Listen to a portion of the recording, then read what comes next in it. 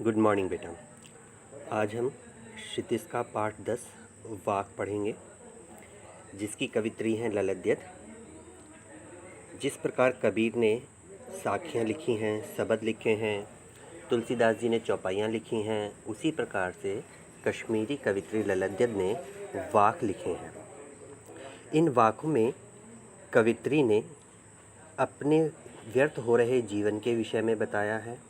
वह ईश्वर से मिलना चाहती है, ईश्वर के पास जाना चाहती है और उसके जीवन में किस प्रकार रुकावटें आ रही हैं, इस तरीके के कुछ बिंदु उसने अपने इन वाकों में उभारे हैं।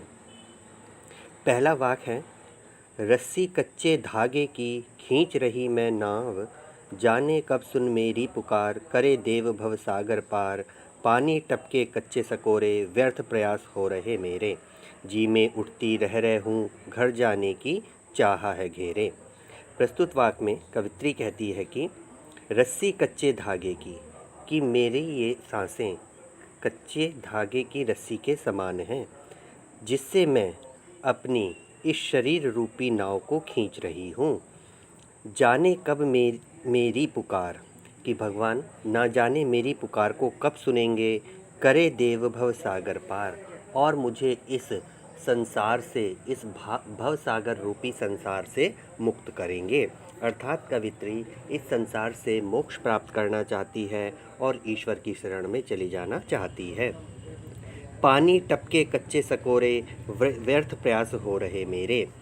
सकोरे मिट्टी का बर्तन होता है, ठीक है, और वो कैसा है, कच्चा है। मिट्टी के बर्तन को जब हम आग में पकाते हैं तब वह पकता है, उससे पहले वह कच्चा रहता है। और यदि उसमें पानी भरा जाए तो उसमें पानी नहीं ठहरता है, बल्कि धीरे धीरे करके वह पानी सारा बह जाता है। इसीलिए कवित्री कहती है, पानी टपके कच्चे सकोरे, व्यर्थ प्रयास हो रहे मेरे, कि मेरे द्वारा किए जाने वाले जो प्रयास हैं वह ठीक उसी प्रकार व्यर्थ हो रहे हैं, जैसे मिट्टी के कच्चे बर्तन में पानी को भरकर रखा जाए। जी में उठती रह हूँ, घर जाने की चाह है घेरे।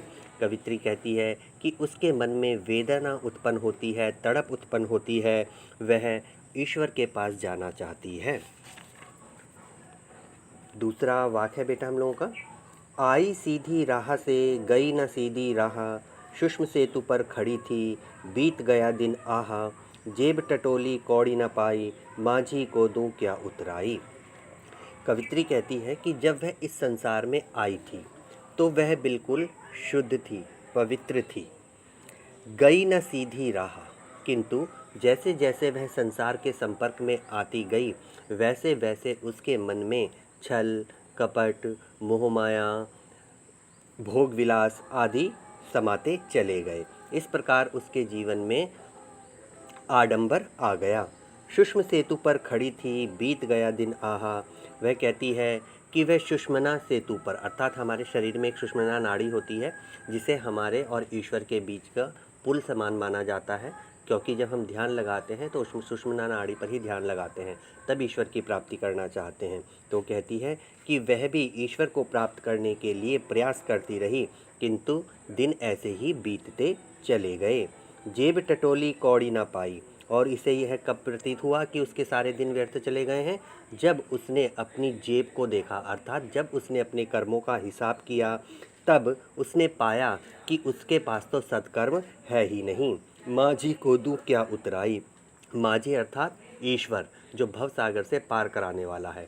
तो कहती है, जब ईश्वर मुझे इस भवसागर से पार कराने के लिए आए, तब मैंने अपने आप को देखा, अपने कर्मों को जाना, तब समझ में आया कि मैंने तो अभी कोई कर्म नहीं किया है। थर्ड, थल थल में बसता है शिव ही, भेद न कर क्या हिंदू मुसलमान, ज्ञानी है तो स्वयं को जान, वही है साहिब से पहचान।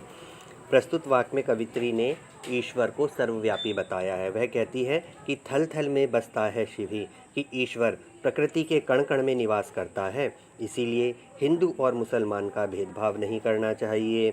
ज्ञानी है तो स्वयं को जान, वही है साहिब से पहचान। यदि तू सच्चा ज्ञानी है तो सबसे पहले तुझे अपनी अंतर आत्मा का आकलन करना होगा, उसे पहचानना होगा, और जब तू अपनी आत्मा को पहचान जाएगा तब तेरी ईश्वर से पहचान हो जाएगी, अर्थात तू साहिब से मिल पाएगा।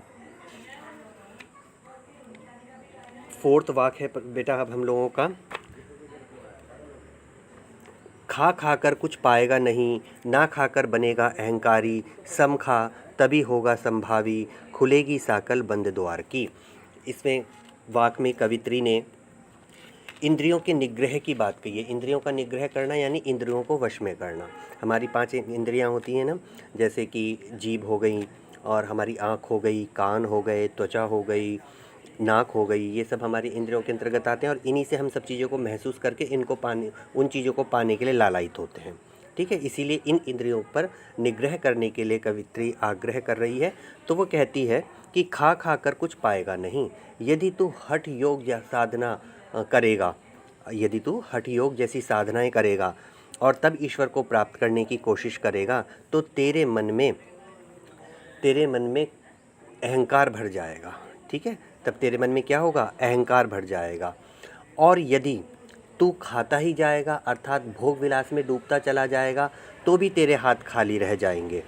सम खा तभी होगा संभावी। यदि तू ईश्वर को प्राप्त करना चाहता है तो तुझे समानता का भाव रखना होगा, अपनी इंद्रियों का निग्रह करना होगा, अपनी इंद्रियों को वश में करना होगा। खुलेंगी साकल बंद द्वार की, और जब तू अपनी इंद्रियों को अपने वश में कर लेगा, तब ज्ञान की जो ये बंद सांकलें हैं ये स्वयं खुल जाएंगी और तुझे ईश्वर की प्राप्ति हो जाएगी। तो बेटा ये था हमारा लेसन 10 वाक। अगला चैप्टर अगली वीडियो में मैं आप लोगों को सेंड करूँगा। God bless you. जीते रहो, सदा खुश रहो।